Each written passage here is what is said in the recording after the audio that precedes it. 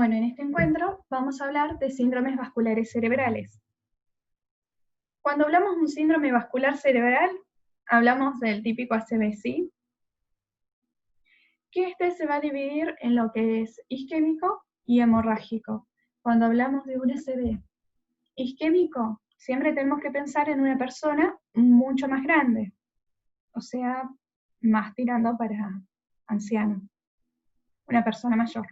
Y cuando hablamos de un ACV hemorrágico, siempre tenemos que pensar en una persona un poco más joven, ¿sí? Bien, los síndromes vasculares cerebrales son el conjunto de signos y síntomas, habitualmente de instauración aguda, que derivan en el déficit circulatorio, focal o multifocal, de la circulación que nutre el sistema nervioso central. Bien, ¿qué es un síndrome antes de seguir? Un síndrome es un conjunto de signos y síntomas, ¿sí? Bueno, pueden ser secundarios a fenómenos isquémicos o hemorrágicos, como ya venía diciendo. Acá se encuentra un ACV hemorrágico, es decir, hay una hemorragia en un área cerebral, como su nombre lo dice. Y un ACV isquémico es la obstrucción de una arteria del cerebro. Lo que produce es que se deje de irrigar esa zona y por ende tampoco le llegue oxígeno. Bueno, los tipos y clasificación ya dijimos que se dividen en isquémico y en hemorrágico. El isquémico puede ser o global o focal. Dentro del focal vamos a tener el accidente isquémico transitorio y el cerebral. Y estos se dividen en aterotrombótico, cardioembólico, lacunar e indeterminado.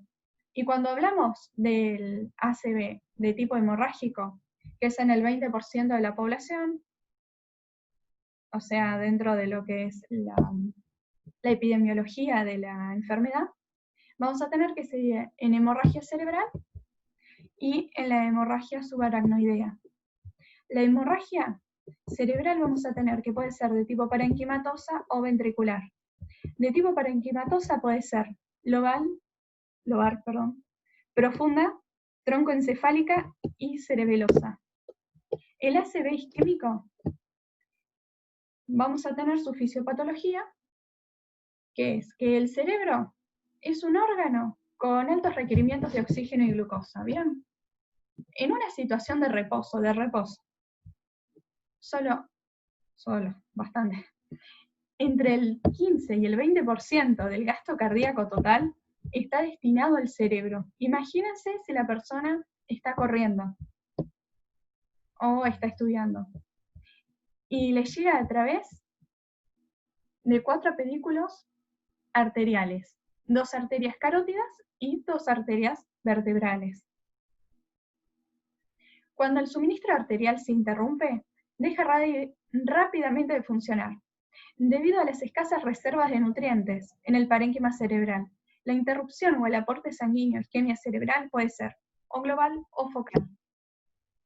Cuando hablamos de una isquemia global, suele producirse por la disminución brusca y grave del aporte sanguíneo cerebral, como ocurre durante el paro cardiorrespiratorio, episodios de hipotensión arterial marcada o arritmias cardíacas. No existe flujo colateral y el daño neuronal es irreversible. Comienza después de los 4 a 8 minutos de producirse la detención circulatoria cerebral. ¿Ven? Acá tenemos una imagen. Isquemia focal. En general, existe un área más intensamente hipoperfundida de tejido, en la que el flujo cerebral se encuentra disminuido de forma drástica, o sea, es en un área nomás, no en todo el cerebro. Este territorio, a su vez, circundado por un área cuya perfusión se encuentra en valores marginales y se denomina zona de penumbra. Es importante que recuerden eso. Los dos mecanismos más importantes de la isquemia focal o regional son la trombosis y la embolia. Isquemia focal. Ya hablamos de esto, entonces, bueno. La trombosis es la obstrucción al flujo sanguíneo ocasionada por una oclusión local. La forma más común es la ateromatosis, que se debe a una hipertensión arterial o a una diabetes o al tabaquismo. Y en cuanto a la embolia, vamos a tener que es ocasionada por la oclusión de un vaso por el impacto de material originado en otro sitio de la circulación. Se divide en cardioembolia y ateroembolia. Cardioembolia puede ser debido a una fibrilación auricular, mixoma auricular, vegetaciones vulvares por endocarditis infecciosa, trombosis murales por un infarto agudo de miocardio, y la ateroembolia. Vamos a tener que la arteria aorta y las carótidas acá comprometidas. Deriva de la fragmentación y el desprendimiento de las placas ateromatosas hacia la circulación cerebral, que impactan en un vaso pequeño o mediano calibre. ¿Sí? Bueno, la terminología empleada en los distintos accidentes isquémicos. Ataque o accidente cerebrovascular, ACV, ictus o stroke, que es el conjunto de manifestaciones clínicas, radiológicas y patológicas, producidas por una inadecuada perfusión cerebral. Accidente isquémico transitorio, AIT, que yo me acuerdo que me habían tomado es un conjunto de manifestaciones clínicas que habitualmente duran menos de una hora y evolucionan con recuperación clínica completa. ¿Y el accidente cerebrovascular constituido? Bueno, son las secuelas permanentes de diferente severidad, luego del episodio agudo. Bueno, el ACV hemorrágico.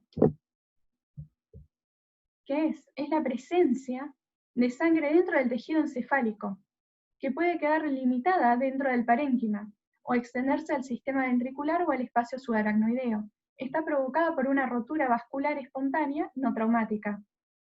De acuerdo con la etiología, la etiología del sangrado se va a clasificar en primaria o secundaria. Bueno, la hemorragia intracraneal primaria se produce por la rotura de vasos debilitados crónicamente por procesos degenerativos, ateromatosis o angiopatía mieloide.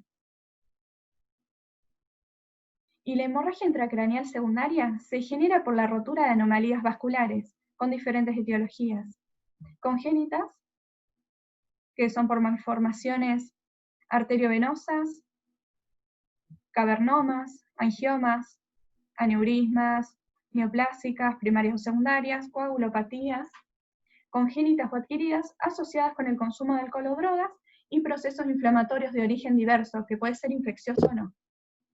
Los factores de riesgo para el ACV hemorrágico vamos a tener que son la hipertensión arterial, empleo de anticoagulantes, el alcohol y el tabaquismo. En cuanto a la fisiopatología del ACV hemorrágico, sabemos que el sangrado intracerebral se origina a partir de la rotura de pequeñas arterias penetrantes. En estos vasos se producen cambios degenerativos de la pared secundarios al efecto crónico de la hipertensión arterial, que favorecen al sangrado. Dado que la degeneración de la capa media y del músculo liso se produce en mayor grado en las bifurcaciones de los vasos, se cree que es a ese nivel donde se iniciará el sangrado. Manifestaciones clínicas de los ACV. Esto lo tomo. Bueno, dependen fundamentalmente del territorio vascular comprometido y el déficit que este provoca. De acuerdo a esto, se las puede clasificar en 3 grandes grupos. Enfermedad de los grandes vasos, enfermedad de los vasos circunferenciales y enfermedad de los vasos perforantes. En cuanto a la enfermedad de los grandes vasos, están comprometidas las arterias paravertebrales, que son carótidas, vertebrales y basilar. Obstrucción de la arteria carótida. ¿Esto qué va a hacer? Va a producir trastornos motores y sensitivos en el hemicuerpo opuesto, asociada a la hemianopsia homónima y afasia o apraxia, si se compromete el hemisferio dominante. El síndrome de la arteria vertebral se expresan fundamentalmente a nivel del bulbo y ocasionan síndromes alternos. Lesión de un par craneal homolateral, e hipoestesia y hemiplegia contralaterales. acompañadas de vértigo, ataxia, náuseas y vómitos. Compromiso de la arteria basilar, la etiología es ateromatosa o embólica. Recuerden que la arteria vertebral va a irrigar también el bulbo, por eso vamos a tener lo que dice que se expresa fundamentalmente a nivel del bulbo y que ocasionan síndromes alternos, ¿sí? En cuanto a los vómitos, acuérdense que en el bulbo estaba el gatillo del vómito. Y en cuanto al vértigo y principalmente la ataxia, porque está al lado del cerebelo, ¿sí? Bueno, enfermedades de los vasos circunferenciales. La más afectada es la arteria cerebral media, esa es pregunta, tanto del módulo 3 como del módulo 6, que produce la hemiparesia o hemiplegia con predominio brachiocrural, con afasia o sin ella, similar. Bueno. La etiología más frecuente es la cardioembolia, ¿sí? Que eso es, lo otro no importa. La oclusión de la arteria cerebral posterior puede dar a síndromes alternos o trastornos visuales, que son cuadrinopsias o hemianopsias, con respecto macular. Y la arteria cerebral anterior lo que va a producir es la hemiplegia contralateral de predominio crural y alteraciones esfinterianas y del lenguaje. Y con respecto a la enfermedad de los vasos perforantes, genera infartos pequeños en estructuras profundas del cerebro, que son ganglios basales, cápsula interna, tronco cerebral, que producen los denominados infartos lacunares. Se asocia a hipertensión arterial y procesos lipoianinosis y necrosis fibrinoide y generan cuadros de déficit motor o sensitivo, sin compromiso cortical, ausencia de afasia, apraxia, agnosia y trastornos visuales, ¿sí? El ACV es una enfermedad, o sea, es una emergencia médica. Tienen que saber muy bien la diferencia entre emergencia, urgencia y crisis. La toman. Recuerden que lo más importante de enfermedad de los vasos circunferenciales siempre toman de la arteria cerebral media, por eso está negrita. Diagnóstico, vamos a tener la anamnesis, examen físico y los exámenes complementarios. La anamnesis, ¿qué es la anamnesis? Es el cuestionario que se le hace al paciente, ¿sí? Es esa conversación, es la entrevista. El examen físico, bien como se dice en el nombre, vamos a tener que ver una serie de signos y síntomas que va a ser a partir principalmente de la observación, en este caso cuando se trata de neuro. O también de los reflejos, ¿sí?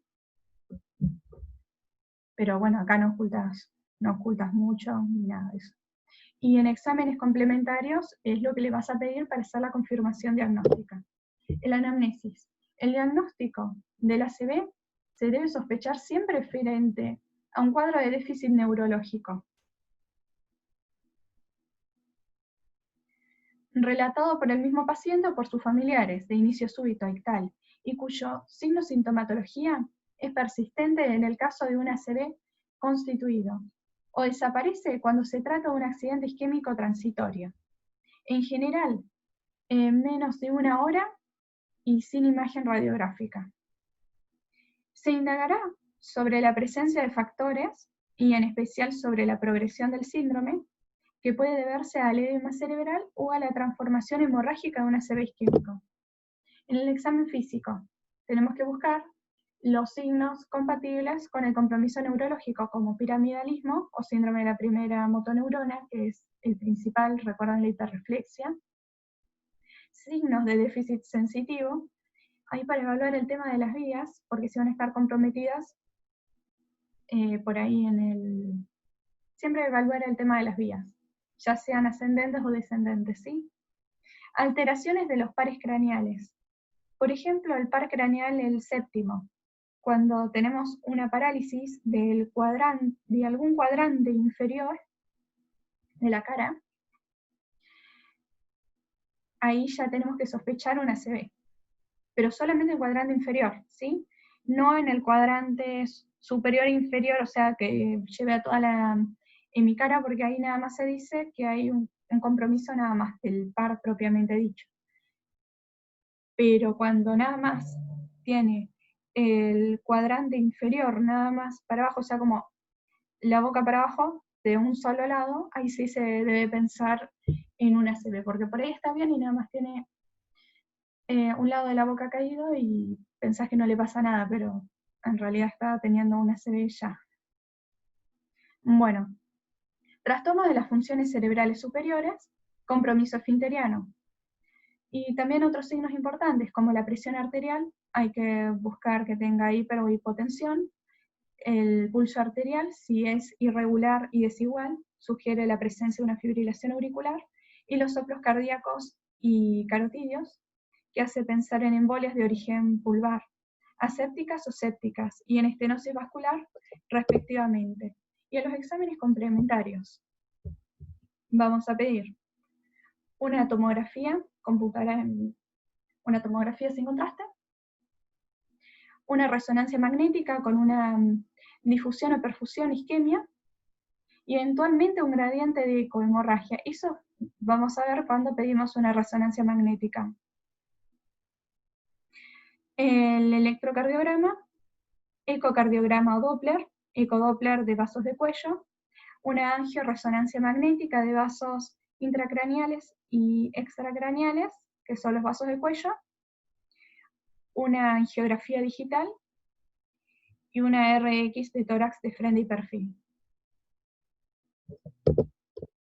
Bueno, muchas gracias por su atención. Si tienen alguna duda o lo que sea, lo dejan en los comentarios, y si quieren que haga un próximo video de algún tema en especial, también me lo comentan en los comentarios.